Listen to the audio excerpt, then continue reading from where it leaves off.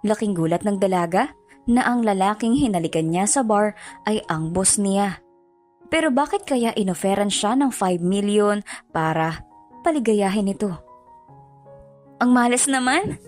Inis na saad ni Celine nang mahulog niya ang nakabukas na envelope na naglalaman ng mga papeles na kakailanganin niya sa pag-a-apply ng trabaho.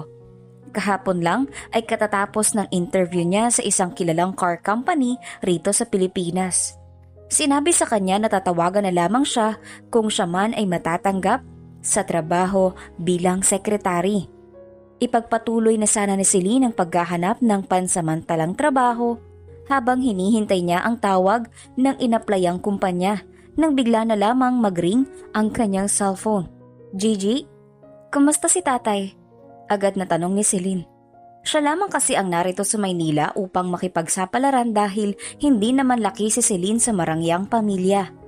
Siya lang din ang inaasahan ng kanyang may sakit na ama na tumulong para sa gastusin ng mga ito sa probinsya, maging sa pag-aaral na rin ng kapatid na kasalukuyang second year nursing student. Okay naman po siya ate. Ngunit, naubos na po kasi ang mga vitamins ni tatay. Kailangan din po nating makapagbayad sa 4 na buwan ng pagkakautang natin kay Aling Dolores para sa therapy ni tatay.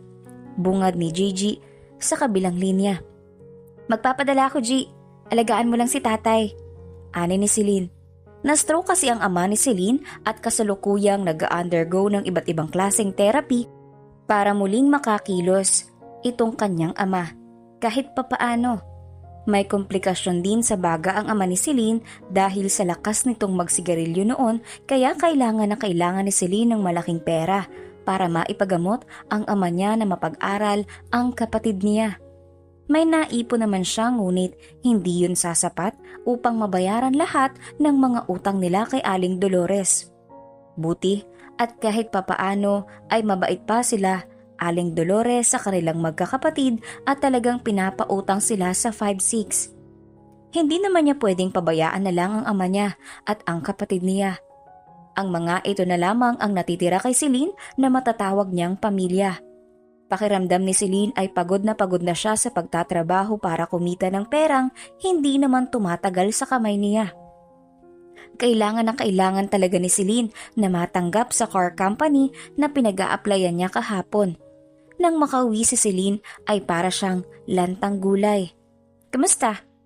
Tanong ni Joanne, ang kasama niya sa boarding house na inuupahan. Naging matalik na rin na kaibigan ni Celine at Joanne dahil sa tagal nilang magkasama sa iisang bubong. Ayun, malas pa rin. Saad ni Celine at pabagsak na naupo sa sofa na nasa kanilang sala. Matatanggap ka sa trabaho, alam ko.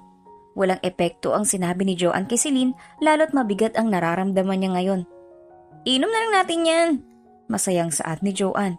Ipinikit ni Celine ang kanyang mga mata bago sinagot si Joanne. Kailangan ko ng pera, Jo. Hindi ako gagastos ng malaking halaga para sa alak lang na yan. Sagot ko na. Isa pa, birthday ng ka-office mate ko. Para naman kahit papano malimutan mo ang problema mo. Ako nang bahala. Kilala rin kita. Manginginom ka eh. Tumatawang biro ni Joanne kaya napabuntong hininga si Celine. Ingay sa loob ng palagi nilang pinupuntahang club ang tanging naririnig ni Celine. Patay sindi na ang mga ilaw, magulong mga tao at amoy na amoy ang tapang ng mga alak. Ang comfort place ni Celine, magulo man ngunit dito niya nakakalimutan ng lungkot. Celine! Inom pa nga! Maging masaya ka! Huwag mo munang isipin ang nangyari kinabukasan! Sigaw ni Joanne kaya naman natawa si Celine at itinaas ang basong may alak habang sumasabay ang katawan niya sa ritmo ng tugtog sa loob ng club. Tara, maglaro tayo ng truth or dare! Sigaw ni Mawel. Ito ang may birthday na tinutukoy ni Joanne kay Celine kanina. Kahit naman hindi kakilala ni Celine, ang mga kasama ni Joanne ay masasaya at magagaan naman kausap ang mga ito. Ibiniba ni Manuel ang walang laman na bote sa ibabaw ng mesa at kung bibilangin ay 10 silang nagpabilog sa mesa. Hindi alintana ang ibang tao sa paligid ay sinimula nila ang larong truth or dare. Kung sakaling hindi magagawa ang dare at hindi masasagot ang truth, ay iinom ng isang shot ng tequila. Masayang saad ni Mawel. kaya sumang-ayon naman ang lahat maging si Celine. Nagsimula ang laro at hindi na nawala ang ngiti sa labi ni Celine.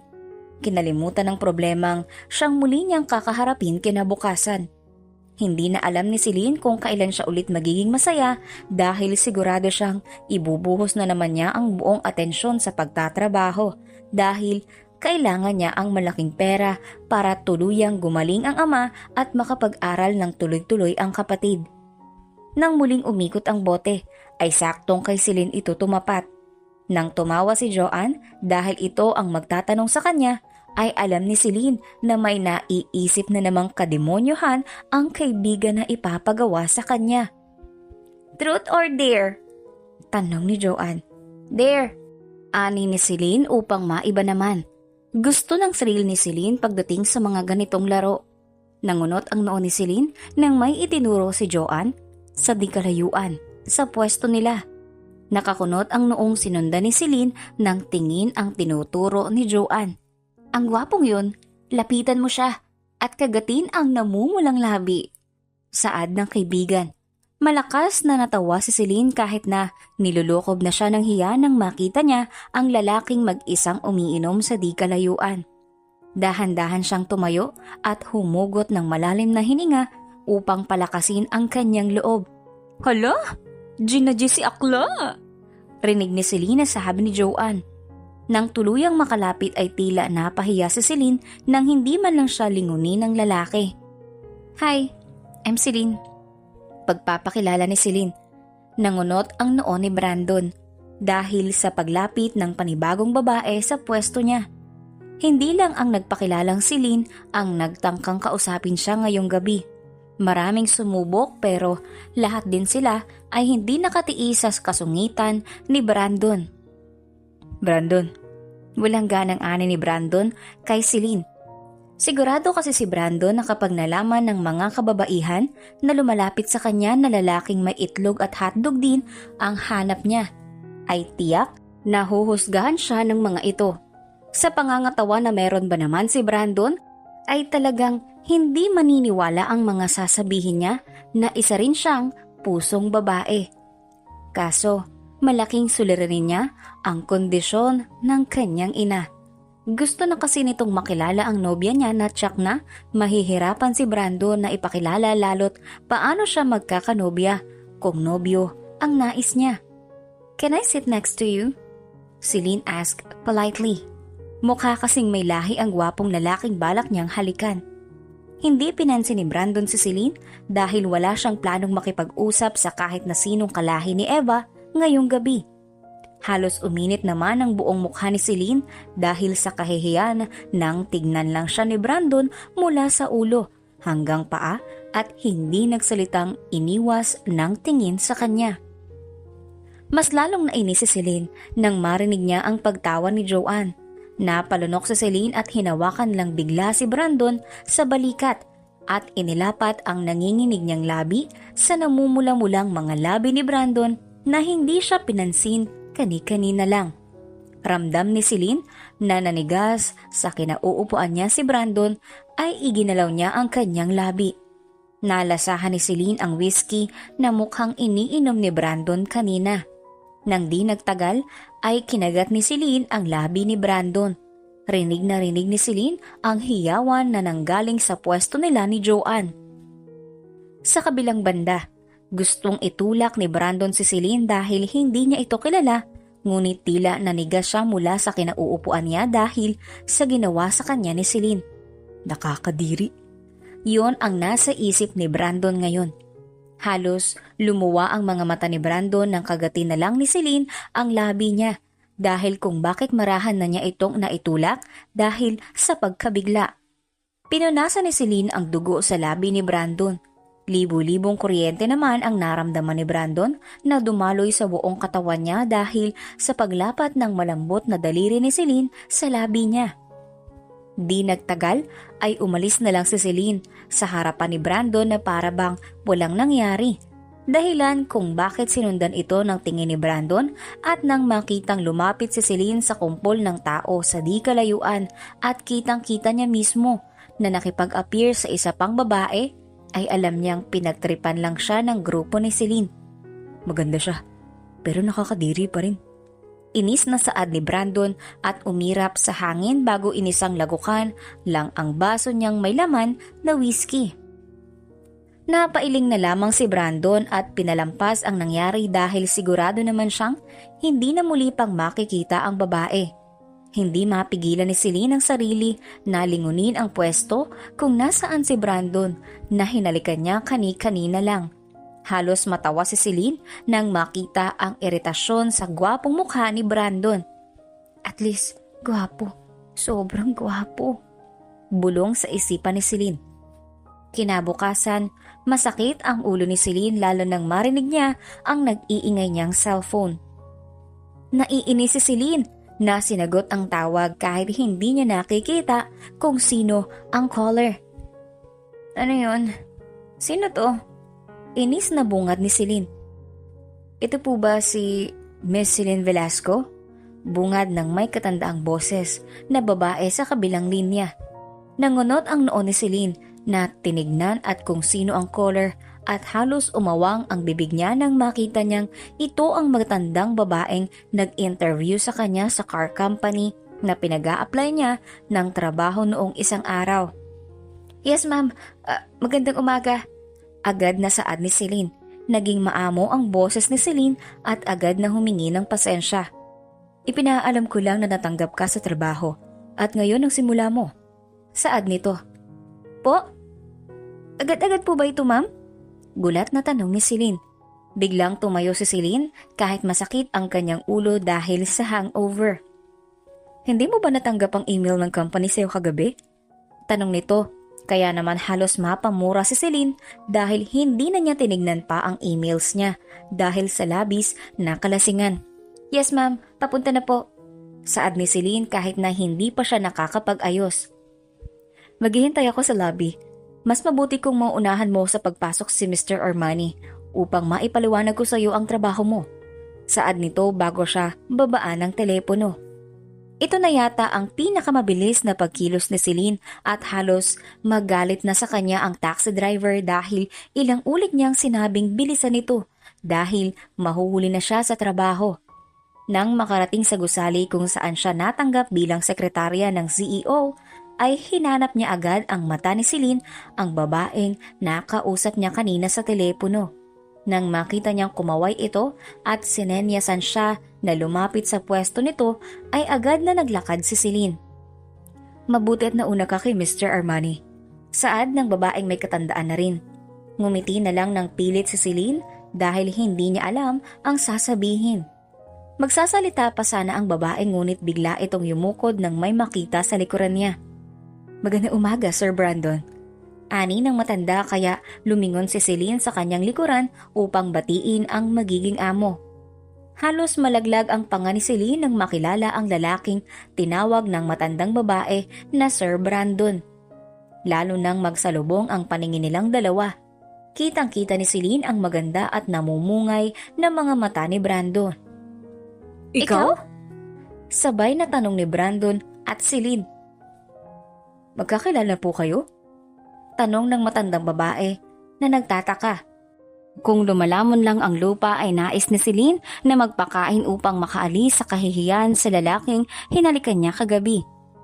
Huwag mo sabihin ito ang sekretarya na sinasabi mo sa akin kanina lang, Mariam. Tanong ni Brandon sa sekretarya ng kanyang ama na siyang dating namamahala sa kumpanya. Siya nga po, Sir Brandon. Ani ni Mariam. Agad na tumingin ng masama si Brandon kay Celine.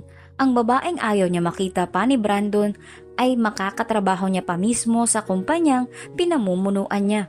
Gusto mang umalis ni Celine dahil mukhang ayaw ni Brandon ang presensya niya dahil nga hinalikan niya ito kagabi pero kailangan na kailangan ni Celine ng trabaho para sa kanyang ama. Lulunukin na lamang niya ang kahihiyan at ipagpapatuloy ang pagiging sekretarya ng lalaking may malambot na labi. Sumunod ka sa akin. Masama at masungit ang mukhang utos sa kanya ni Brandon nang ipaliwanag ni Mariam ang trabaho ni Celine. Nang sila na lamang dalawa ang nasa elevator ay tahimik lamang si Celine. Samantalang masama ang timpla ni Brandon dahil nga hindi siya pinatulog ni Celine dahil paulit-ulit. na nagre-replay sa kanyang isip ang halik nito na talagang napanaginipan pa ni Brandon kagabi. Gusto kong humingi ng sorry. Oh, shut up. Tapos na, di ba? Masungit na pagputol ni Brandon sa sasabihin ni Celine. Akala ni Celine ay bubuksan ni Brandon ang usapan tungkol sa ginawa niyang paghalik dito kagabi, pero wala yatang balak si Brandon na balikan ang ginawa niyang kalapastanganan sa labi nito, kaya pinabayaan na lang ni Celine si Brandon at ginawa ang trabaho niya. Kunin mo ang file na naglalaman ng bagong disenyo ng mga sasakyan sa head engineer sa 4th floor at bumalik rito upang timplahan ako ng kape. Inis na utos ni Brandon kay Celine. Pero kakatimpla ko lang sa... Hindi natuloy ni Celine ang sasabihin ng unahan siyang magsalita ni Brandon na abala sa harapan ng iPad nito. Bakit may angal ka, Miss Velasco? Tanong ni Brandon. Inilabas na lang ni Brandon ang inis na nararamdaman niya para kay Celine dahil pakiramdam ni Brandon ay hindi na siya maganda dahil sa sugat na gawa ni Celine sa kanyang labi. Wala po, sir. Labas sa ilong na saad ni Celine dahil naiinis na rin siya. Unang araw pa lang niya pero pasuko na siya sa pagkamudi ng boss niya. Kilos, kilos! Ani ni Brandon at pumalakpak pa talaga ito. Yes, sir. Magalang na saad ni Celine. Alam niyang pinapahirapan siya ni Brandon dahil pagkatapos niyang sundin ang utos ni Brandon ay may kasunod na naman dahilan kung bakit napagod si Celine sa unang araw niya sa trabaho. Sana pala, mas nilakasan kong pagkakagat sa labi ng Brandon na yun para natanggalan siya ng pang-ibabang labi. Naiinis na sabi ni Celine habang abala sa mga papeles na kailangan niyang basahin upang ipapirma kinabukasan kay Brandon. May araw ka rin, Brandon Armani. Pasalamat ka, talagang sobrang sarap mong titigan dahil guwapo ka. Kulang sa tulog na pumasok si Celine kinabukasan at ganun pa rin ang trato sa kanya ni Brandon. Natsak, napapagudi na naman siya ngayong araw. Pagod siyang papasok at pagod din siyang uuwi kaya gustong maawa ni Celine sa kanyang sarili. Pang ilang araw pa lamang niya ngayon pero dinaig niya pa ang taon na pagtatrabaho rito sa kumpanya ni Brandon sa pagod na nararamdaman niya. Baka encode ang file na to at ipasirox mo ang 10 copies dahil kakailanganin kong mga yan sa meeting mamaya. Utos ni Brandon bago iniabot ang isang folder kay Celine. Pwede naman po itong iserox na lang at... Mas magaling ka pa sa akin? Mas sungit na tanong ni Brandon. Tumalikod si Brandon at napangiti nang makita niya ang galit sa magandang mukha ni Celine. Ang sama talaga ng ugali, rinig niyang sabi ni Celine. Nilingon niya ang dalaga at nang makita ni Celine na nakatingin sa kanya si Brandon, ay peke siyang ngumiti at ipinakita ang files na kailangan niyang i-encode. Gagawin ko na nga, sir. Pilit ang ngiting ani ni Celine. Good. Maikling saad ni Brandon. Inambaan ni Celine si Brandon ng suntok kaso biglang lumingon si Brandon kaya biglang nagpanggap si Celine na may tinitignan sa kisame ng opisina ni Brandon. Are you trying to hit me? Brandon asked seriously. Nakataas ang isang kilay niya habang nakatingin kay Celine dahilan kung bakit nagulat si Celine. Ha? Baka namamalikmata ka lang. Pagsisinungaling ni Celine. Halos malaglag ang panga ni Celine nang bigla na lang siyang irapan ni Brandon bago siya talikuran. Bakla yata. Birong ani ni Celine pero rinig yun ni Brandon. Gusto mang sabihin ni Brandon na tama ang sinabi ni Celine ngunit pinigilan niya ang kanyang sarili. Ayaw niyang kumalat ang sekretong yon dahil paniguradong itatakwil siya ng magulang niya. Hindi niya pa nga alam kung paano matatakasan ng ina. Nalalapit ang kaarawan nito. Hindi mahilig ang ina ni Brandon sa magkarbong selebrasyon kaya alam niyang early dinner lang ang magaganap pero nais kasi ng ina niyang may maiharap na si Brandon na babaeng iniibig. Bahala na. Tsaka ako naiisipin kapag malapit na talaga. Sabi ni Brandon sa kanyang sarili bago ipinagpatuloy ang pagtatrabaho. Habang nagseserox naman si Celine ay nakakatanggap siya ng mensahe mula sa kanyang kapatid. Nagpadala ito ng litrato ng bills at balita sa kanyang ama. Isinantabi na muna ni Celine ang lungkot para sa kalagayan ng ama dahil makakasagaba lang yon sa trabaho niya. Nang matapos si Celine sa kanyang gawain ay agad siyang kumatok sa opisina ni Brandon at pumasok ng walang matanggap na sagot mula rito. Ngunit hindi na lang sana pumasok si Celine dahil halatang may kausap si Brandon sa telepono. Ma'am, pupunta ako. Hindi mo na kailangan pang maghanap ng babae para sa akin. Saad ni Brandon at natigilan nang makita niya si Celine na naglalakad papalapit sa mesa. Kailan ka ba makakahanap ng babaeng pakakasalan? Kung ayaw mong makipagrelasyon na, Brandon. Inis na tanong ng ina ni Brandon pero hindi naalis ni Brandon ang tingin kay Celine. Ayaw niya ang tumatakbo sa kanyang isipan para kay Celine. Ma'am, I'll call you later. Brandon said. Wala nang iba pang pamimiliin si Brandon. Kakaunti na lamang ang kanyang oras para maghanap ng babaeng maihaharap sa kanyang ina para tumigil na ito sa pagpapadala ng babae sa kondo niya upang makapareha. Ano, Brandon, tatakasan mo na naman ako. Inis na tanong ng ina ni Brandon. Ma'am, may ihaharap po kong nobya sa inyo sa birthday mo. Ani ni Brandon habang nakatingin kay Celine, kaya naman nagulat si Celine at tinaasan ni kilay ni Brandon dahil nga titig na titig ito sa kanya. Nang binabaan ang tawag ni Brandon ng ina, ay tsaka lang nagsalita si Celine dahil nakita niyang nakababa na ang cellphone ni Brandon. Ito na mga files na kailangan mamaya sa meeting mo sa mga car engineers. Mamayang 1:00 ng hapon ng meeting kaya naman makakapag-lunch ka pa, sir. Ani ni Celine. May nobyo ka na ba? Biglang tanong ni Brandon kay Celine. Huh? Nagtatakang tanong ni Celine. Nakita ni Brandon ang pagkabigla sa magandang mukha ni Celine kaya nakaramdam si Brandon ng hiya at umiwas ng tingin kay Celine. Tinatanong ko kung may nobyo ka na ba? Muling tanong ni Brandon. Oh, wala. Namumulang sagot ni Celine. That's good to hear. Sabi ni Brandon na siyang dahilan kung bakit umawang ang bibig ni Celine. Umiwas ng tingin si Celine dahil hindi siya komportable sa pagiging maamong tupa ni Brandon habang kinakausap siya dahil palagi ngang bugnutin si Brandon pagdating kay Celine.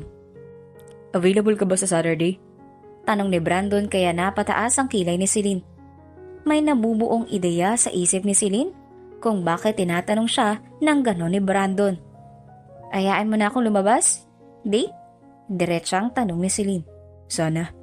Diretsong sagot ni Brandon at nakipagtitigan kay Celine. Ito na lamang kasi ang naiisip niya ng paraan upang patigilin ang kanyang ina sa pangungulit sa kanya. Nabigla si Brandon nang marinig niya ang pagtawa ni Celine habang may kakaibang kislap ang mga matang nakatitig sa kanya. Huwag mo sasabihin sa akin na nabighani ka sa akin nang halikan kita nung gabing yun, Mr. Armani.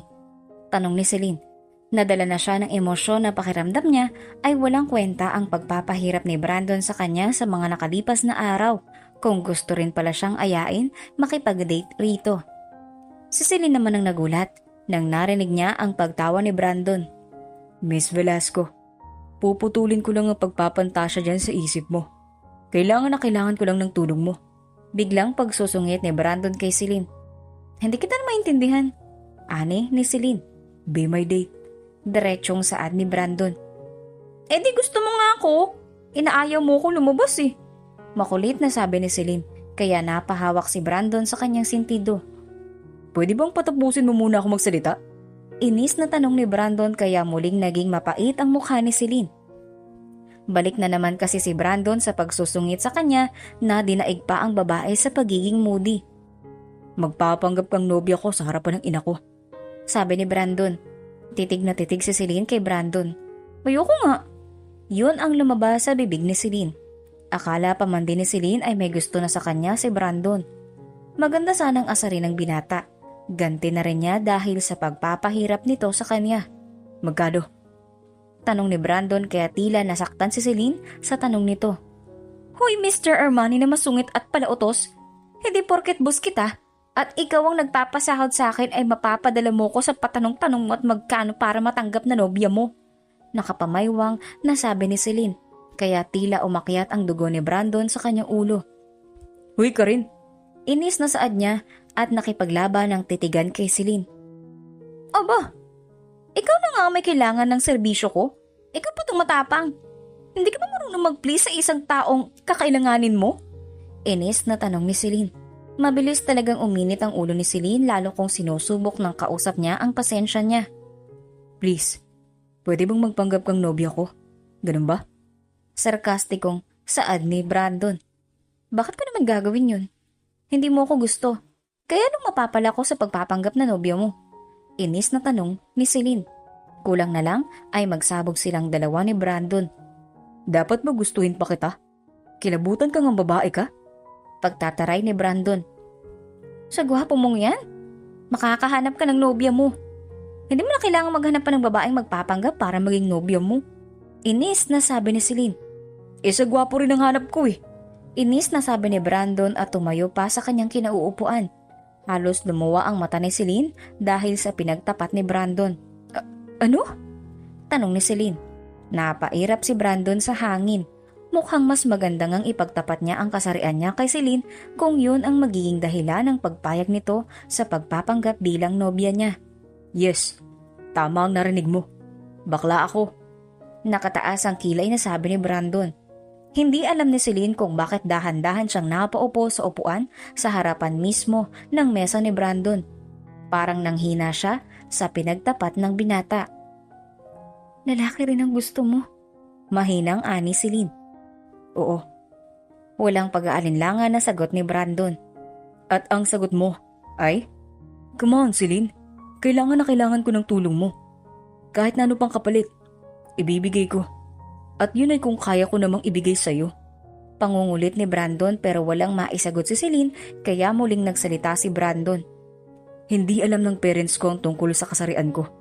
Nag-iisang anak lang ako, Celine. Paniguradong madidismaya sila sa akin kung malalaman nilang bakla ako. Please, tatanawin ko talagang utang na loob ang pagtulong mo sa akin. Desperado nang tatawagin ang ginagawa ni Brandon ngayon pero mas nais naman niyang maging gano'n na lang siya kaysa itakwil siya ng kanyang mga magulang. Buong buhay ni Brandon ay tumanda siyang may takot na ilabas kung sino talaga siya dahil sa kadahilan ng mataas ang respeto na mayroon siya sa kanyang mga magulang. Kung hindi niya gagawin to, ay paniguradong hindi titigil ang mami niyang magpadala ng babae sa kondo niya. Hindi ba't mas mabuting maging totoo ka na rin sa mga magulang mo kung sino ka ba talaga? Tanong ni Celine. Hindi mo ko nauunawaan. Paniguradong itatakwil nila ako. Isa pa, hindi pa ako handa, Celine. Ipinagtapat ko lamang sa iyo to dahil wala na akong pamimilian. Kung aayaan ka sa kasunduang parehas tayong makikinabang. Ani ni Brandon. Parehas na makikinabang? Ano naman ang mapapala ko sa'yo? Inis na tanong ni Celine. Pera? Permanenteng trabaho? Sabihin mo lang, Celine, ibibigay ko. Saad ni Brandon. Pwede bang pag-isipan ko? Tanong ni Celine. Bakit pag-iisipan mo pa? Nalalapit na ang karawan ni Mom. Isa pa, tuturuan pa kita kung paano mapapaniwala si Mom na nobya talaga kita. Inis na sabi ni Brandon. Nauuwi talaga sa away ang pag-uusap nila ni Celine. Kilala kasi ni Brandon ang ina. Paniguradong sandamakmak na tanong na ibibigay nito kay Celine. Hoy, ba't pwede mang hinaan mo yung boses mo kapag kausap mo ko? Ikaw ang humihiling ng pabor, hindi ba? Galit na tanong ni Celine. Wag mo rin ako sigawan. Inis na usal ni Brandon. Kalimutan mo na. Hindi ako pumapayag na maging peking nobya mo. Ani ni Celine. Kung ganun, tanggal ka na sa trabaho. Galit din na saad ni Brandon.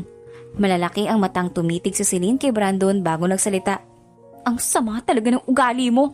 Siguro naiinggit ka sa akin dahil may kifay ako. Napasinghap si Brandon sa sinabi ni Celine. Ano namang kiinggitan ko sa'yo? Tanong ni Brandon. Inggit ka kasi maganda ako sa'yo at may kifi. Sabi ni Celine at hinawi-hawi ang buhok niya upang inisin si Brandon. Tama lang naman na ganito ang gawin ni Celine. Ganti na rin niya sa pagpapahirap ni Brandon sa kanya nitong mga nakaraang araw. Umalis ka na nga. Nakakairita yung mukha mo. Singhap ni Brandon dahil talagang pinapainit ni Celine ang dugo niya. Ikaw lalaki pa ng gusto mo Asar ni Celine. Para silang mga baliw habang nag-uusap. Miss Celine Velasco! Namumulang suway ni Brandon kay Celine. Miss Brandon Armani! Asar ni Celine. Napatayo si Celine nang makita niyang tumayo rin si Brandon. Biro lang.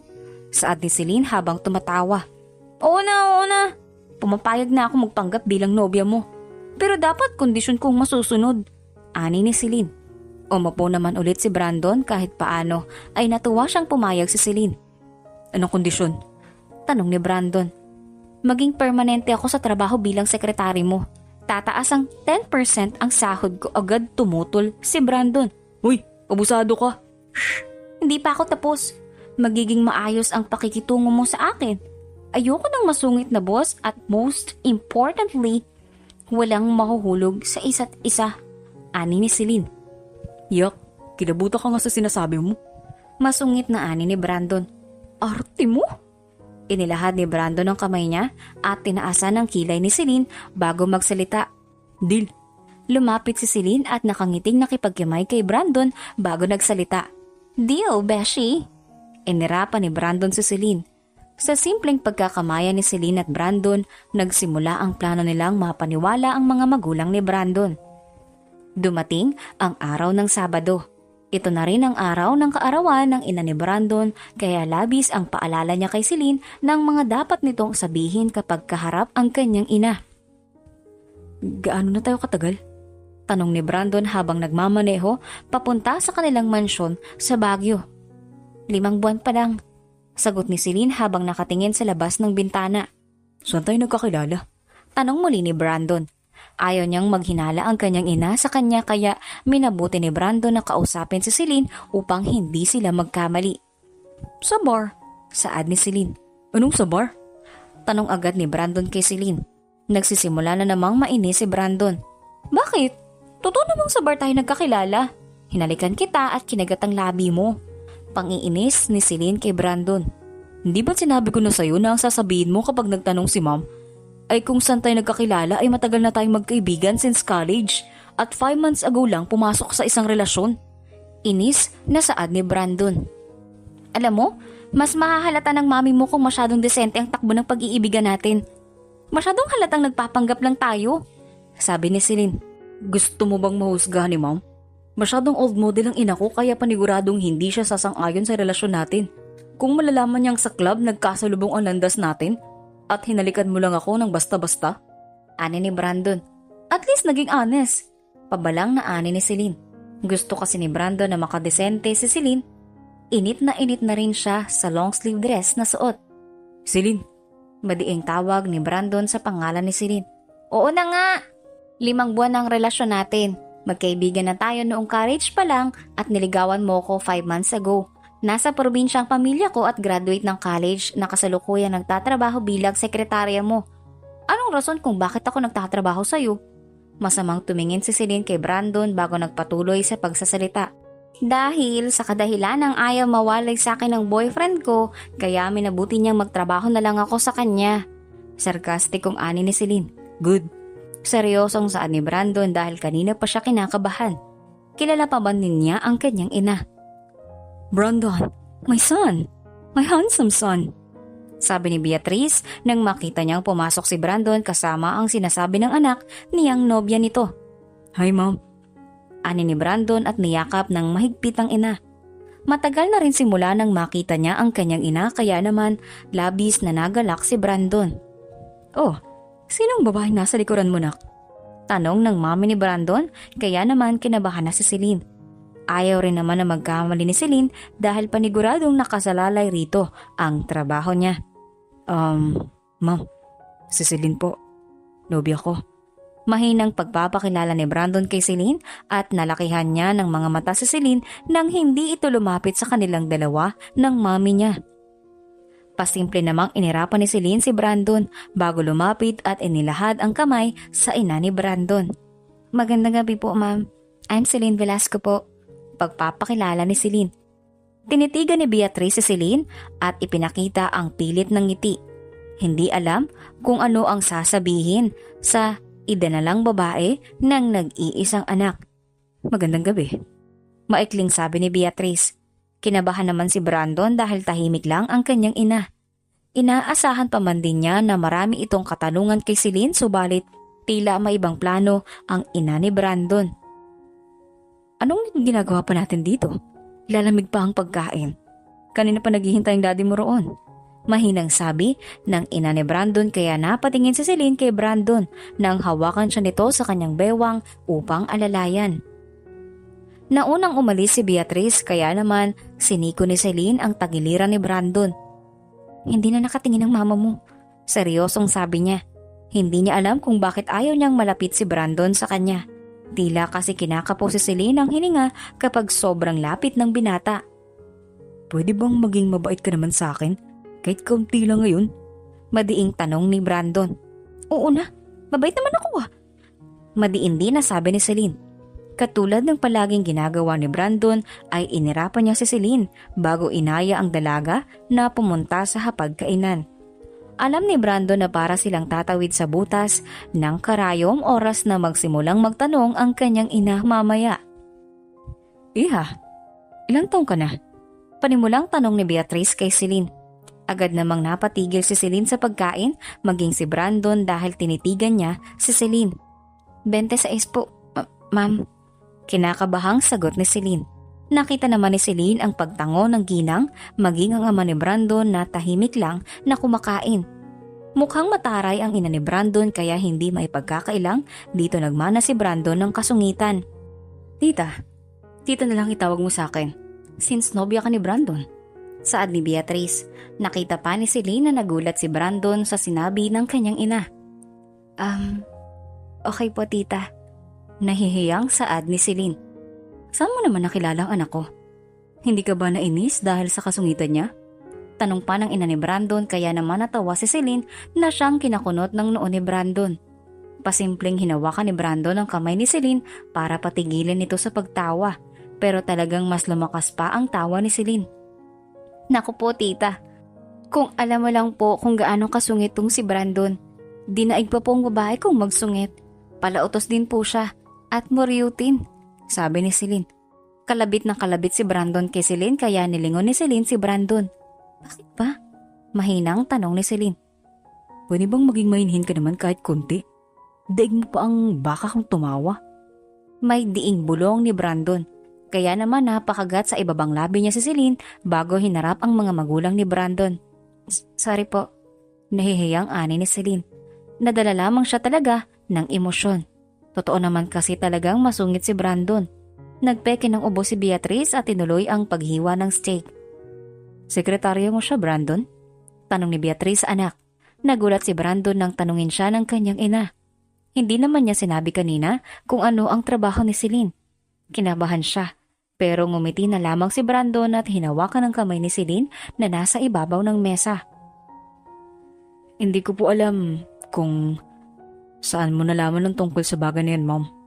Pero, opo, sekretarya ko si Celine. Magkaibigan kaming dalawa nung college at kailangan lang na magkita ulit. Pilit nangiting ani ni Brandon. Naramdaman naman ni Celine ang panginginig ng kamay ni Brandon kaya nilingon niya ito. Ayos ka lang? Bulong ni Celine kay Brandon. Act normal. Madiing bulong ni Brandon. Anong act normal ka dyan? Ikaw nga tong pinagpapawisan. Bulong ni Celine. Manahimik ka. Mamaya ka sa akin talaga. Inis na saad ni Brandon. Kaya muling natawa si Celine bago tumingin sa ina ni Brandon. Kailan lang po nung nag-apply ako bilang sekretarya ni Brandon, inutusan niya po kasi akong mag-resign na sa dati kong trabaho at sinabing magtrabaho na lang sa kanya bilang sekretarya niya. Lalo't graduate naman na po ako ng business administration. Ani ni Celine. Gaano na kayo katagal nung ganun? Mausisang tanong ni Beatrice. 5 buwan na po. Tumango-tango si Beatrice. Hindi ba kayo nagsasama sa isang bubong ni Brandon, Celine? Matagal na rin ang relasyon ninyo. Nasa tamang edad na rin naman kayong dalawa. 29 na si Brandon. Ilang taon na lang ay mamamaalam na sa kalendaryo ang edad niya. Seryosong ani ni Beatrice. Ma'am, hindi po po. Wala rin naman po kaming balak na magsama sa iisang bubong muna. Lalo't kinikilala pa lang namin ang isa't isa. Mahinang ani ni Brandon. Tama po yun. Saad ni Celine kaya naman naramdaman niyang pinigil ni Brandon ang kamay niya. Bakit ngayon mo lang siya ipinakilala? Tanong na naman ni Brandon sa unang pagkakataon. Dad, hindi pa po ready si Celine. Ani ni Brandon. Napangiti si Beatrice bago napailing-iling sa sagot ng kanyang nag-iisang anak. Kitang-kita ni Celine ang makahulugang titig ng ina ni Brandon. Ma'am, ngayon na naipakilala ko na po ang nobya ko. Pwede po bang itigil niyo ng pagpapadala ng iba't ibang babae sa kondo ko upang makapareha ko? Respeto na lang din po para kay Celine. Sabi ni Brandon. Sumilay ang matamis ng ngiti sa labi ni Beatrice bago sinagot ang anak. Of course, son. Ngayon pa na may nobya ka na? Hindi naman ako ganong klaseng ina. Tila nabunutan ng tinik si Brandon sa sinabi ni Beatrice. Pwede rin bang pabigyan mo ko, anak? Pwede bang makilala ko ang nobyo mo? Tanong ni Beatrice. Po? Gulat na tanong ni Celine. Tomorrow? Can I borrow your girl tomorrow? Ilalabas ko lang siya. Nakangiting saad ni Beatrice kaya nagkatitigan si Brandon at Celine. Hindi nakatakas sa mga mata ni Beatrice ang pagpisil ni Brandon sa kamay ni Celine. Of course, ma'am. Kinakabahang sagot ni Brandon kaya nanlaki ang mga mata ni Celine. Baliw ka na? Iiwan mo ko sa mami mo bukas? Inis na bulong ni Celine. Babawi ako sa'yo. Sakyan mo lang si ma'am para di ka manghinala. Ani ni Brandon. Naging magaan ang buong gabi nila at sa tingin naman ni Brandon ay tanggap ng kanyang ina si Celine dahil nakikinig ang kanyang ina sa tuwing sinasagot ni Celine ang tanong nito.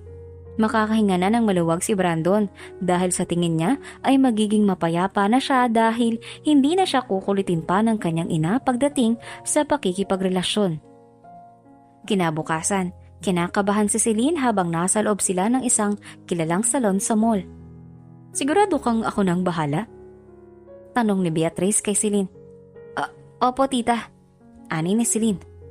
How about red? Bagay sa nails mo o kaya rainbow? Rainbow symbolize gays, right? Makahulugan na ani ni Beatrice kaya napatitig si Celine sa ina ni Brandon. Red po tita. I like red. Mahinang ani ni Celine. Nasa probinsya ang pamilya mo? Tanong ni Beatrice.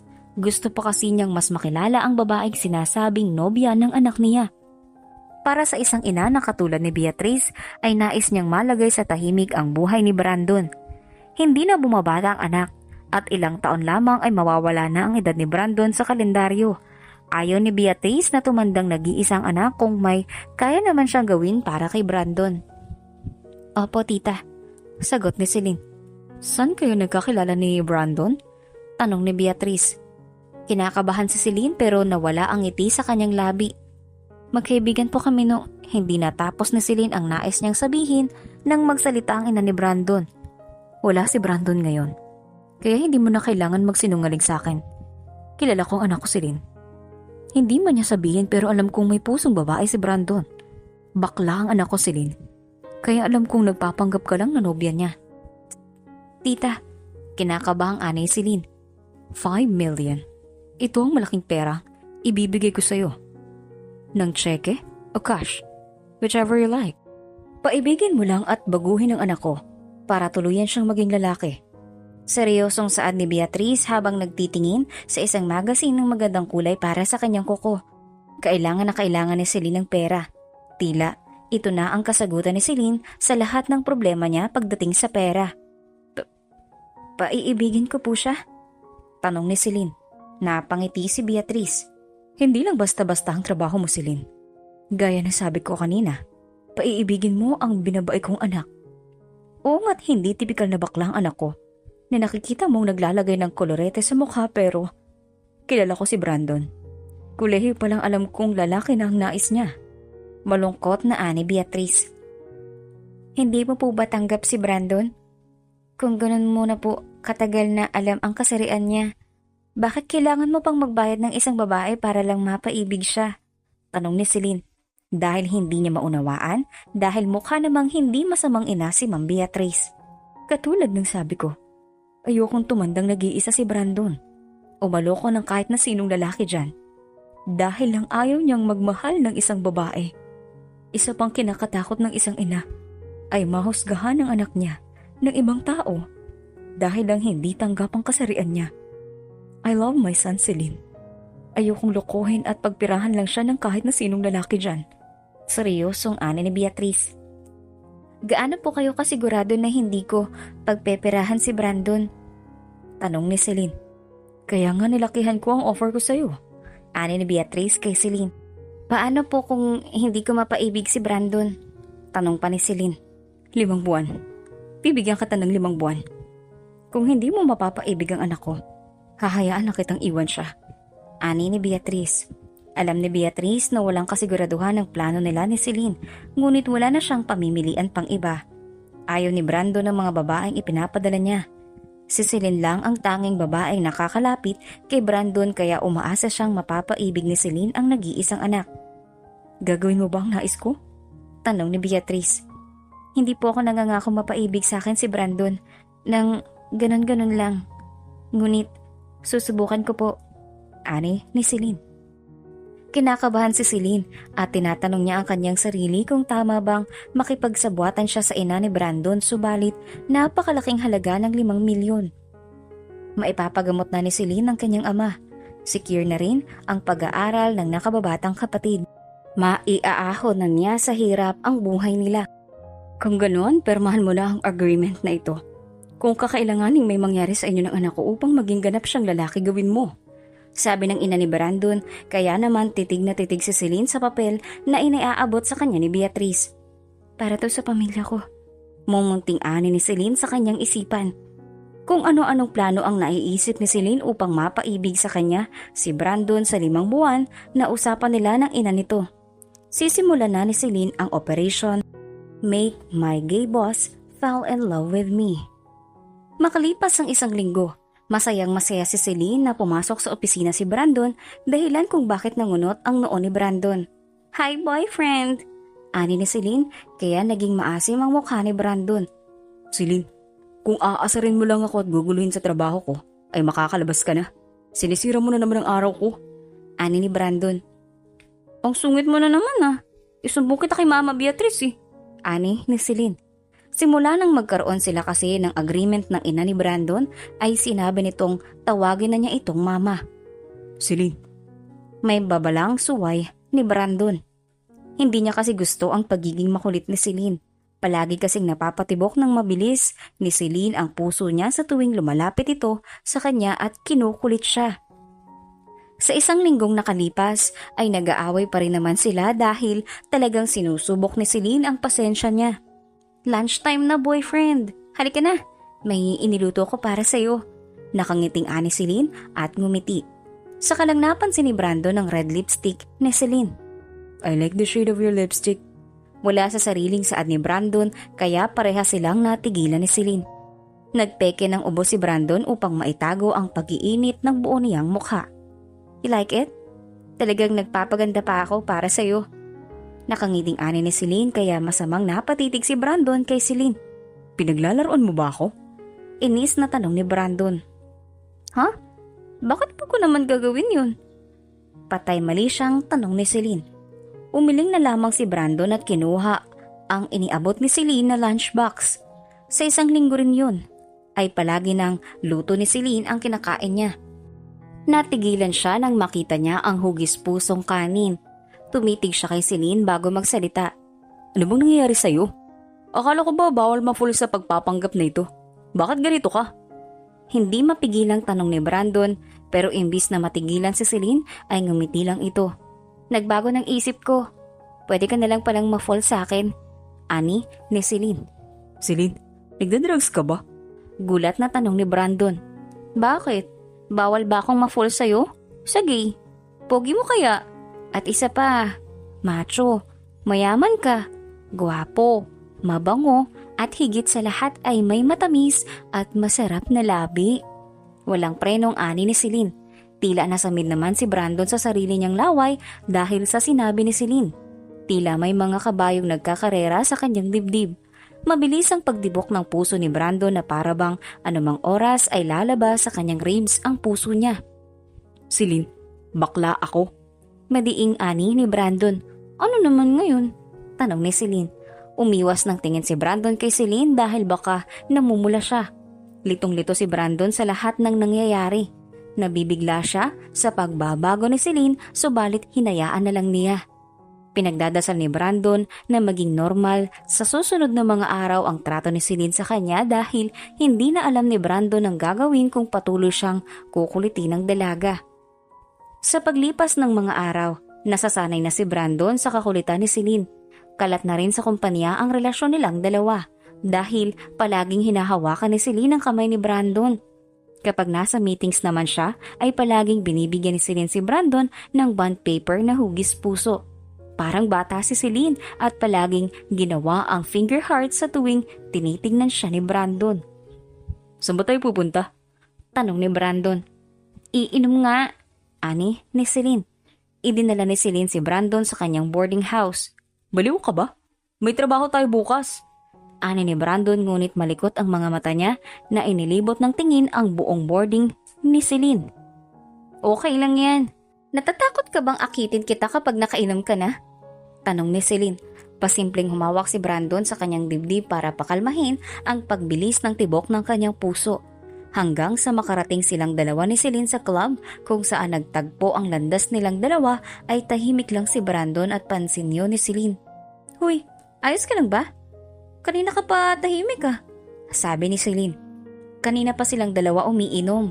Maingay rin si Celine sa tabi niya at kwento ng kwento samantalang tahimik lang si Brandon.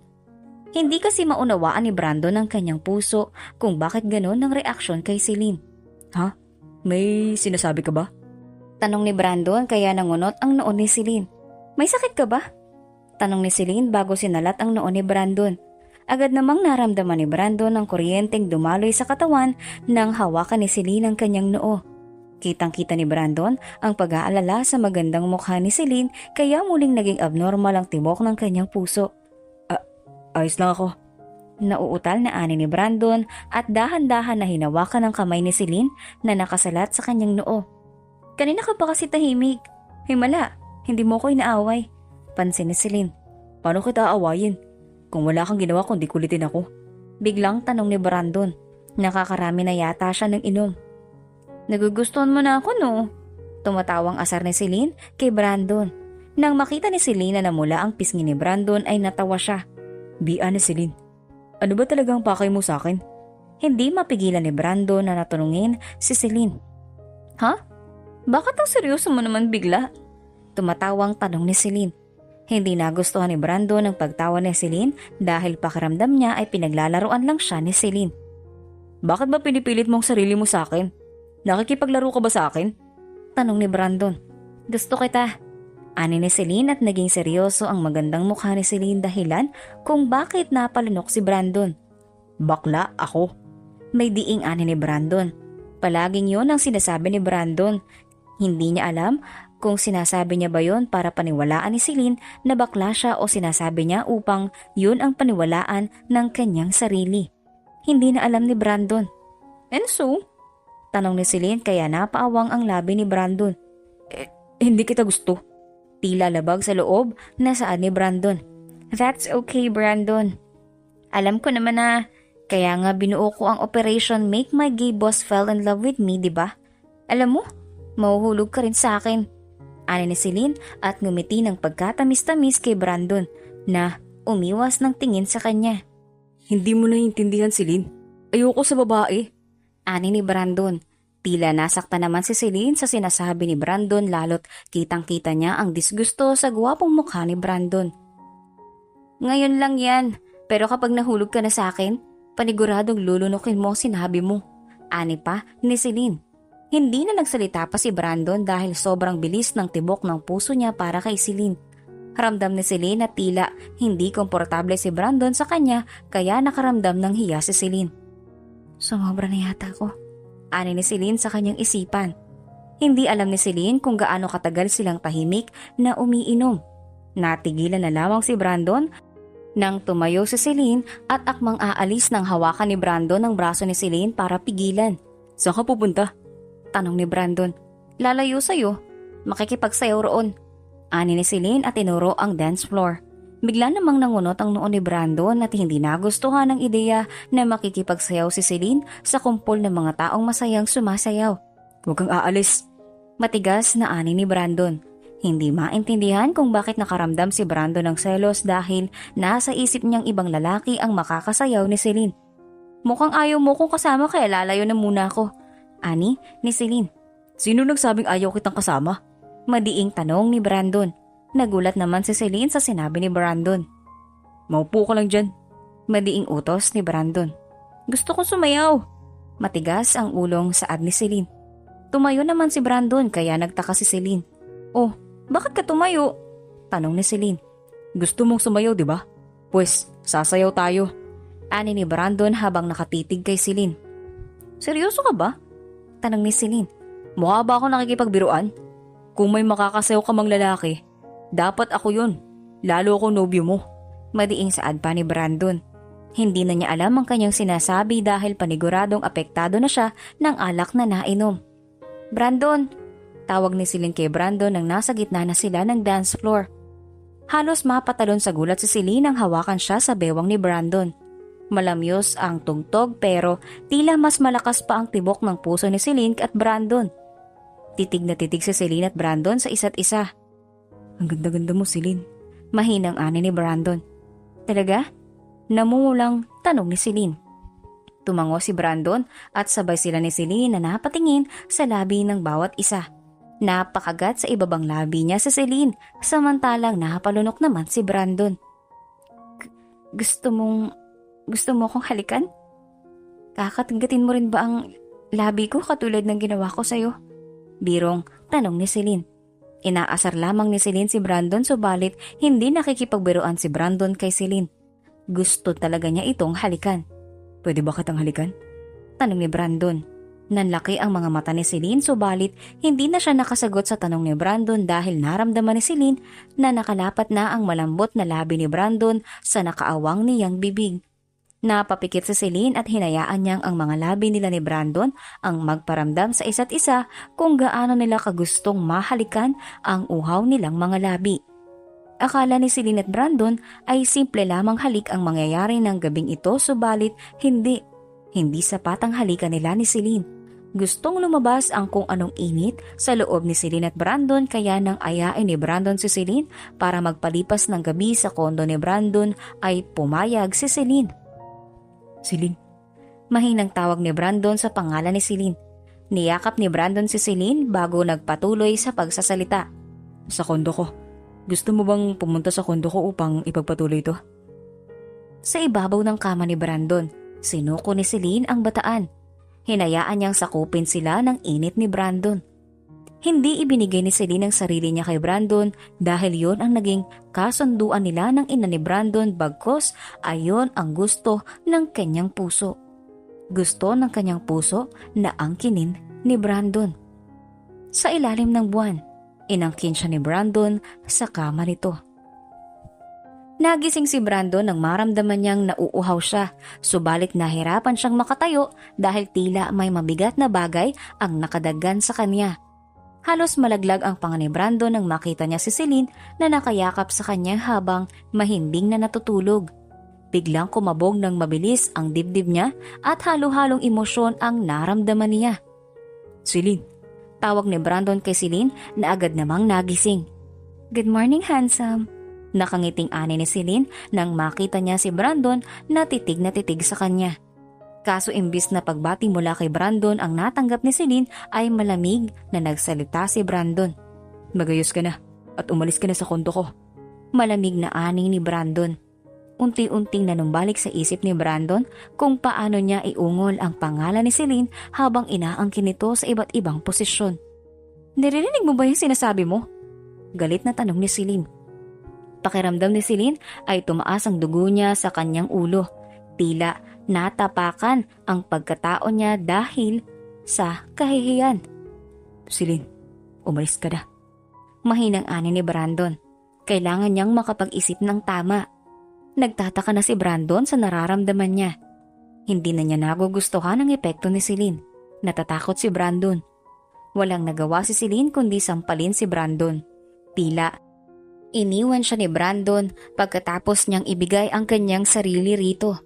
Kahit masakit ang katawan ni Celine ay pinilit niyang makatayo upang makaalis sa kama ni Brandon. Ramdam ni Celine ang mga luhang pumatak mula sa mga mata niya. Bakit ba ako nasasaktan? Plano kong paibigin si Brandon pero bakit ako ang dehado? Tanong ni Celine sa kanyang sarili. Tulala na naman si Brandon nang tuluyang makaalis si Celine. Bago lang sa kanya ang mga ganitong pangyayari. Ito ang unang beses ni Brandon. Wala sa sariling napatingin si Brandon sa kulay pulang marka sa kama niya. Sigurado siyang mula kay Celine ito. Senyales na katulad niya ay unang beses lang din ni Celine ang nangyari sa kanilang dalawa. Ano nang gagawin ko ngayon? Inis na tanong ni Brandon. Napasabunot sa kanyang buhok si Brandon. Ano nang mukhang maihaharap ko kay Celine? Tanong ni Brandon. Sa kabilang banda, tulala si Celine at pinag-iisipan kung tutuloy pa siyang pumasok ngayong araw. Isang buwan na ang lumipas sa trabaho ni Celine dahil gusto niyang ipahinga ang sarili niya. Dumalaw rin kasi si Celine sa probinsya upang kumustahin ang ama niyang kasalukuyan pa ring nagpapagaling at nag-undergo ng therapy. Napansin din ni Celine ang pagtataray niya at pagsusuka nang nasa probinsya pa siya. Nalaman niyang buntis siya ngunit hindi niya muna gustong ipaalam yon kay Brandon dahil nais ni Celine malaman kung ano nga ba ang tunay na nararamdaman sa kanya ni Brandon. Gusto rin muna ni Celine na kausapin ang ina ni Brandon upang sabihin ayaw niya nang ituloy ang kanilang kasunduan at ibabalik na lamang ang natitirang pera na nasa kanya. Natatakot na siya dahil alam niyang iba na rin ang epekto ni Brandon sa puso niya. Huminga ng malalim si Celine bago dahan-dahan na pinihit ang doorknob ng pinto ng opisina ni Brandon upang ipaalam kay Brandon na nagbalik na siya. Naramdaman ni Brandon na nagbukas ang pinto at sa isipang tanging si Helen lang yun ang pansamantalang sekretarya niya dahil hindi pa niya nakakausap si Celine. Iwan mo na mga file sa mesa ko at umalis ka na, Helen. Masungit na sabi ni Brandon. Balik na naman siya sa pagiging masungit niya. Gustong-gusto na kasi ni Brandon na makita si Celine upang kausapin tungkol sa nangyari sa kanila. Bakit ako aalis? Hindi pa naman tapos ang trabaho ko. Walang ganang sabi ni Celine kaya agad na napatayo si Brandon sa kinauupuan niya. Celine, ani ni Brandon. Tila na-miss niya si Celine. Oo, pakiramdam ni Brandon ay na-miss niya si Celine. Sa isang buwan na nawala si Celine, inamin niya sa kanyang sarili na may gusto na siya kay Celine. Napagtanto ni Brandon na nakapasok na siya sa binabae niyang puso si Celine. Bakit bigla kang namutla dyan? Tanong ni Celine at lumapit sa mesa ni Brandon. Bakit ngayon ka lang? Hindi mapigilang tanong ni Brandon kay Celine. Di ba ayaw mo ko makita? Tanong ni Celine. Napabuntong hininga si Brandon. Look, Celine, gusto ko lang Hindi natuloy ni Brandon ang sasabihin niya nang bumukas ang pinto at iniluwanon si Helen. Ito kasi pansamantala ang inatasan ni Mariam na pumalit kay Celine para maging sekretarya ni Brandon. Hi boss! Miss me? Nakangiting bungad ni Helen kaya naman natigilan si Celine. Napataas ng kilay si Celine nang mapagtanto kung sino ang bagong dating na babae. Ayos ka rin, Sir Brandon. Isang buwan pa lang akong nawawala, may kapalit na kagad ako. Malamig na sabi ni Celine. Nanikip ang dibdib ni Celine dahil sa sakit na nararamdaman niya. No, Celine. Magpapaliwanag ako. Ani ni Brandon at nilapitan si Celine. Tanggal na ba ako sa trabaho? Tanong ni Celine at natawa ng mapait. Mas lalong nagalit si Celine nang makita niyang tinaasan lang siya ng kilay ni Helen. Helen, pwede bang lumabas ka na muna? Tanong ni Brandon. Bakit naman boss? Isa pa, totoo namang pinalitan ko na yung babaeng to. Yun ang sabi sa akin ni Ma'am Mariam. Walang prenong ani ni Helen. Si Helen ay matagal nang sinusubaybayan si Brandon simula nang ito ay pumalit bilang CEO. Balak na ni Helen na mapalapit kay Brandon subalit napornada lang ang plano niya nang kumalat sa buong building na may nobya na si Brandon. Kaso ngayong may pagkakataon na si Helen ay hindi siya madaling sumuko lalo kung sobrang yaman naman ng aakitin niya. Nang utusan si Helen ni Mariam na pansamantalang maging sekretarya ni Brandon ay gustong-gusto na niyang akitin si Brandon upang yumaman naman siya. Isang buwan pa lang niyang inaakit si Brandon kaya labis siyang naiinis kay Celine dahil bumalik pa ito. Lumabas si Helen ngunit hindi siya tuluyang umalis. Hindi niya sinara ng tuluyan ang pinto upang marinig ang usapan ni Celine at Brandon. Celine, mag-usap tayo. Malambing na ani ni Brandon. Ano naman ang pag-uusapan natin? Kung paano mo ko itaboy matapos ang nangyari sa atin? Tanong ni Celine. Hinawakan ni Brandon ang kamay ni Celine. Sorry. Mahinang ani niya. Sorry kasi wala akong nararamdaman sa akin. Kahit na may nangyari sa atin. Sorry kasi lalaki rin ang gusto mo. O sorry kasi tinanggal mo ako sa trabaho? Tanong ni Celine. Kahit kinakabahan ay nginitian ni Brandon si Celine. Hindi sumagot si Brandon dahil natatakot siyang salubungin ang galit ni Celine. Itigil na natin ang pagpapanggap, Brandon. Mahinang ani ni Celine. Natatakot si Celine na matalo sa nararamdaman niya para kay Brandon. Ano? Kinakabahang tanong ni Brandon. Ang sabi ko, itigil na natin ang pagpapanggap na sa isang relasyon nating dalawa. Ayoko na. Napagtanto kong hindi ka naman mahuhulog sa akin kaya naman. Itigil na natin to. Umamin na tayo sa mami mo na wala naman tayong relasyon na dalawa. O kaya naman ipalit mo na lang Helen na yun sa posisyon ko bilang fake girlfriend mo. Mahinahong ani ni Celine. Nasaktan siya, nagseselos. Oo, gusto na nga ni Celine si Brandon. Sa labas naman ng opisina ni Brandon ay mahinang natawa si Helen dahil sa nalaman niya. Mukhang mapapadali ang kanyang planong hut-hutan ng pera ang mga Armani. Ipapaalam niya ito sa mga magulang ni Brandon. Agad na umalis si Helen nang marinig ang sekreto ni Brandon at Celine. Celine, oo nga. Dapat lang itigil natin ang pagpapanggap. Ani ni Brandon kaya mas bumigat ang nararamdaman ni Celine. Tigilan na natin ang pagpapanggap. Dahil gusto na kitang maging totoong girlfriend. Sabi pa ni Brandon. Lumaki ang mga mata ni Celine. Ano? Gulat niyang tanong. Gusto kita, Celine. Pag-amin ni Brandon kay Celine. Talaga? Gulat na tanong ni Celine. Biglang sumaya ang puso niya dahil sa sinabi ni Brandon. Sobrang rupok ni Celine. Oo, gustong gusto kita. Ani ni Brandon. May kifi na ang gusto mo? Hindi makapaniwalang tanong ni Celine. Natawa si Brandon bago sumagot. Oo, hindi ko akalain na ang kinadidirian ko noon. Kaya magugustuhan ko ngayon. Ani ni Brandon bago umiling. Doon, dahan-dahan na napangiti si Celine. Tama lang na di siya nagpakita ng isang buwan kay Brandon dahil napagtanto nito ang nararamdaman sa kanya. Simula ng araw na yon ay mas napalapit si Celine kay Brandon. Mas naging komportable sila sa isa't isa at hindi na sila nakipaghiwalay pa.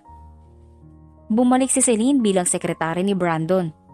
Nang araw ng linggo, nagkita si Helen at Beatrice dahil makulit si Helen at gusto niyang makausap ang ina ni Brandon.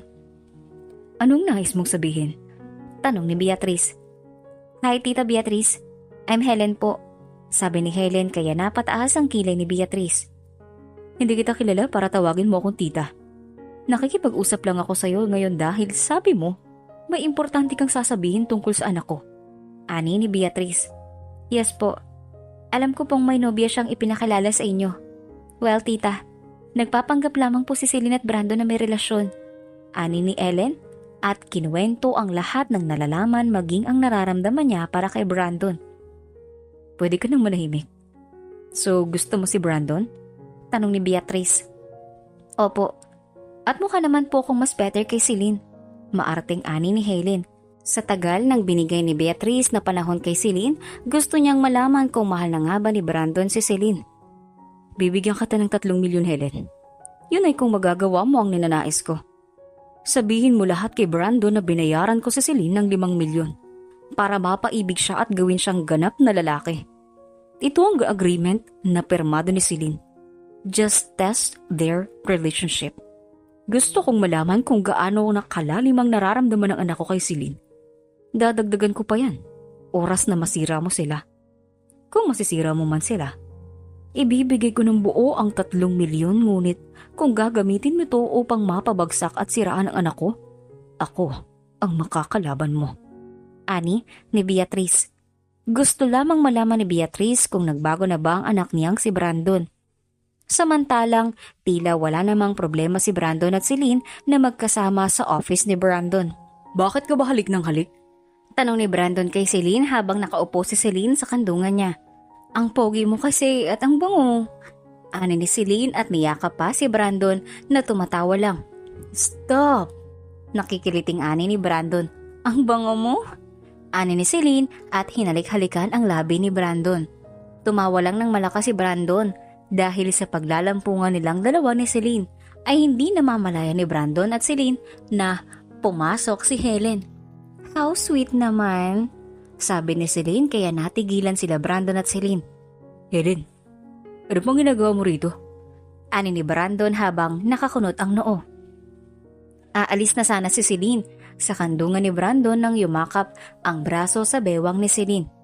Sobrang sweet niyo para sa dalawang taong nagpapanggap na mahal ang isa't isa. Ani ni Helen kaya nabigla si Celine. Ano yung sinasabi mo? Inis na ani ni Celine. Hindi ikaw ang gusto kong kausap, Miss Velasco. Mas gusto kong kausapin si Brandon. Ang lalaking gustong gusto ko. Ani ni Helen at ngumiti kay Brandon. Ano bang gusto mong sabihin? Inis na tanong ni Brandon. May ibinaba si Helen sa mesa ni Brandon bago ngumiti ng pagkatamis-tamis. Celine Velasco, tumanggap ng 5 milyon mula sa mom mo, Miss Beatrice Armani, upang paibigin ka at gawin kang ganap na lalaki. Nakangiting ani ni Helen. Nanigas si Celine sa kandungan ni Brandon samantalang naikuyom ni Brandon ang kamao niya. Labas, Helen! Madiing ani ni Brandon. Nagsisimulang sakupin ng galit si Brandon dahil sa sinabi ni Helen. Bakit ako ang paalisin mo? Hindi ba't dapat ang babaeng mapagpanggap ang paaalisin mo? Isa siyang mukhang perang babae! Sigaw ni Helen. Lumabas ka na! Sigaw ni Brandon. Mukhang natakot si Helen kaya agad na lumabas. Sa loob ng opisina ni Brandon ay pasimple niyang inabot ang inilapag na folder ni Helen kanina habang nasa kandungan niya pa rin si Celine na labis na kinakabahan. Nang tuluyang mabasa ang agreement na may katotohanan ang sinabi ni Helen ay parahan niyang itinulak si Celine. Brandon, mahinang tawag ni Celine kay Brandon. Kailan pa? Malamig na tanong ni Brandon. Ramdam na ni Brandon ang panginginig ng mga kamay niya sa galit. Kailan pa? Malamig na tanong ni Brandon. Brandon, magpapaliwanag ako. Kinakabahang ani ni Celine at sinubukan na hawakan ng kamay ni Brandon. Hayop naman, Celine. Ano ipapaliwanag mo rito? Ano? Kailan pa? Kailan niyo pa ako niloloko? Sigaw ni Brandon. Alam ni ma'am na bakla ako? Bakit hindi mo sinabi sa akin? Bakit mo ako niloko? Bakit? Sigaw ni Brandon. Masakit ngayon ang dibdib ni Brandon dahil sa sakit na nalaman niya. 5 milyon? Tumawa ng mapait si Brandon. Mukha kang pera. Kung ganun, peke lang din lahat na pinapakita mo sa akin? Peke lang lahat? Hindi mo akong mahal? Mahal mo yung perang binigay ni ma'am. Hindi mo tanggap kung sino ko. Nagustuhan mo lang ako dahil binayaran ka ng mami ko. Malamig na ani ni Brandon. No, let me explain. Umiiyak na ani ni Celine. Tumayo si Brandon bago tumayo. Umalis ka na at huwag ka na magpapakita sa akin. Sabi ni Brandon. Hayaan mo kung Anong papaliwanag mo? Sabi mo sa akin. Sabi mo sa akin ang kasinungalingang to. Hindi ka nakipagsundo kay ma'am para sa 5 milyon? Celine, 5 milyon lang halaga ng katawan mo? Sigaw ni Brandon. Dahil sa labis na galit ay hindi na namamalaya ni Brandon na masasakit na salitang binibitawan niya. Brandon, please. Labas, Celine. Umalis ka na. Ayoko nang makita ang pagmumukha mo. Kung ayaw mong ipakaladkad pa kita papalabas ng gusaling to. Sigaw ni Brandon. Pakiramdam niya ay niyurakan at pinaglaruan ang puso niya. Ngayong pinagdududahan niya ang sinasabi ni Celine na gusto siya nito. Sawi namang lumabas si Celine sa opisina ni Brandon. Nakita niya ron si Helen na nakangising nakatingin sa kanya pero walang ganang makipag-away ngayon si Celine dahil sa nasasaktan niyang puso. Tuluyang nilisan ni Celine ang gusali kung saan nagtatrabaho subalit pagka-uwi ng pauwi ay nakaramdam siya ng pagkahilo. Celine, ayos ka lang? Tanong ni Joanne. Umiiyak na humarap si Celine sa kanyang kaibigan. Jo, sinaktan ko siya. Umiiyak na sumbong ni Celine. Walang nagawa si Joanne kundi yakapin si Celine. Sinaktan ko ang lalaking mahal ko, Joanne. Paano na kami ng baby ko? Umiiyak na ani ni Celine. Sa mga lumipas na araw ay ikinulong lamang ni Celine ang kanyang sarili sa kwarto niya matapos i-text lahat ni Celine ang saloobin niya sa ina ni Brandon. Ibinalik niya lahat ang natirang pera at ipinangako na ibabalik ni Celine ang mga nagastos niya sa ina ni Brandon kapag nagkaroon siya ng trabaho. Hindi siya lumalabas at labis na dinaramdam ang sakit sa kanyang dibdib na walang nagawa si Joanne kundi ang isugod ang kaibigan sa ospital. Sa kabilang banda, inilunod ni Brandon ang sarili sa alak. Umaga, tanghali, at gabi, ayon ang laman ng kanyang tiyan. Gusto niyang hanapin si Celine upang kausapin at humingi ng tawad sa lahat ng masasakit na salitang binitawan niya. Subalit hindi niya alam kung saan magsisimula. "Brandon, kumain ka naman," ani ni Helen, ngunit malamig niyang tinignan ang dalaga. Hindi mo ako madadala sa paglapit-lapit mo, Helen. Di kita kailangan. Masungit na ani ni Brandon. Pero sinabi ko nang umalis ka na eh. Hindi ka ba nagkakaintindi? Bobo ka ba? Galit na sigaw ni Brandon. Agad namang natakot si Helen at lumabas. Sakto naman ang pagdating ni Beatrice upang dalawin ang anak. Brandon, ano sa tingin mo ang ginagawa mo? Tanong ni Beatrice sa anak. Mom, alam mo ba ang gulong sinimulan mo? Malamig na tanong ni Brandon. Na nasira kayo ni Celine. Of course. What about it? Seryosong tanong ni Beatrice kaya natawa si Brandon. Naririnig mo ba ang sinasabi mo, Mom? That woman. I love her. Mahinang ani ni Brandon dahilan kung bakit sumilay ang ngiti sa labi ni Beatrice. Natutuwa si Beatrice. Napatunayan niya ng isauli ni Celine ang natira sa 5 milyon na binigay niya rito sa account niya. Alam niyang hindi pagpeperahan ni Celine ang anak.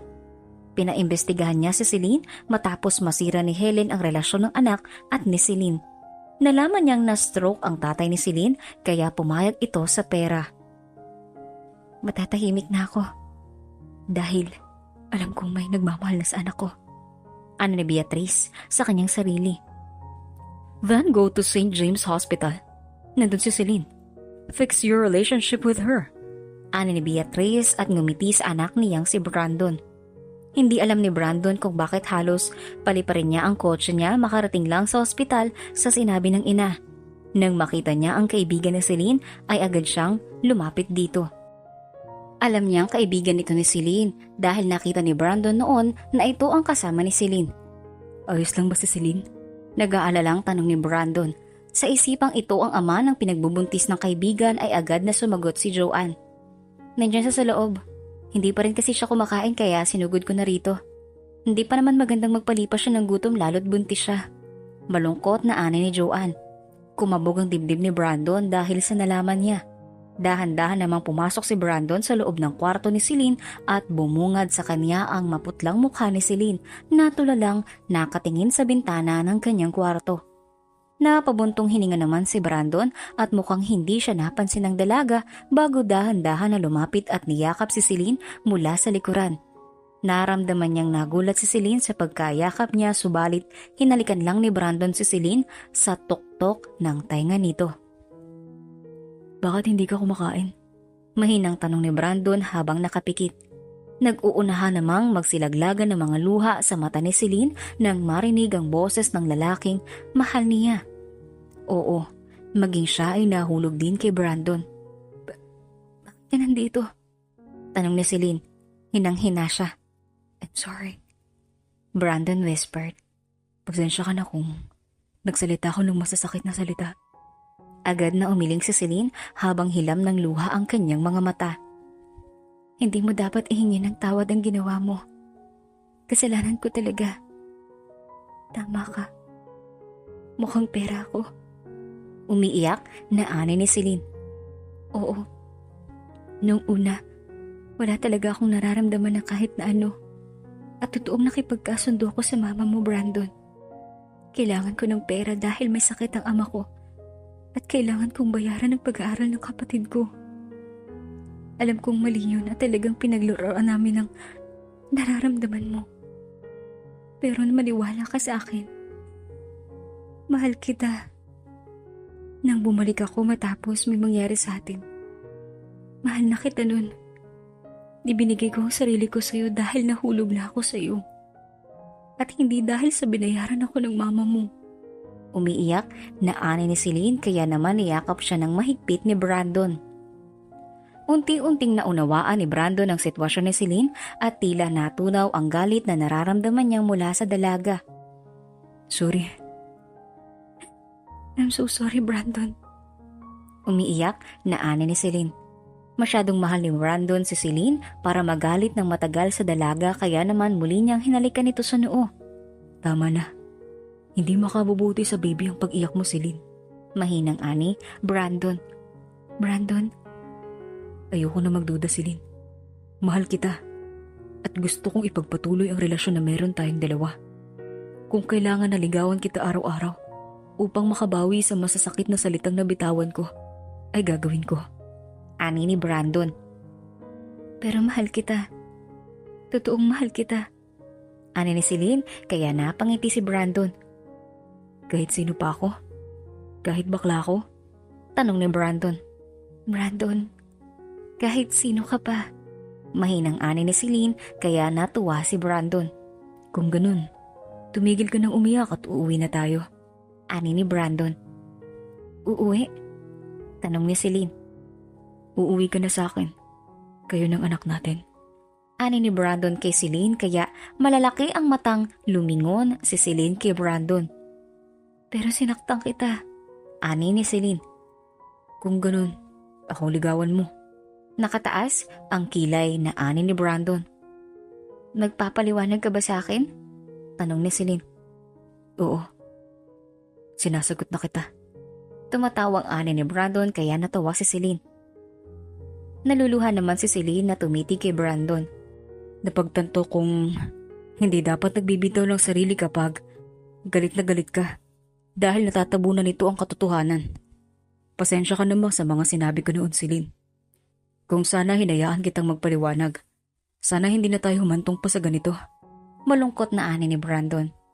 Mahal kita, Brandon. Wala akong pakialam sa pera mo. Wala akong pakialam kung bakla ka pa. At lalong walang pakialam kung bugnutin ka at masungit. Dito ito, sabi ni Celine at tinuro ang puso niya. Pangalan mo ang sinisigaw. Naniniwala akong wala sa antas ng pamumuhay, kasarian ng tao at sa pag-uugali na susukat ang pagmamahal. Kundi ito, puso ang pipili ng taong para sa iyo. Ani ni Celine bago dahan-dahan na hinalikan sa labi si Brandon. Parehas na may tumakas sa luha mula sa mga mata nilang dalawa.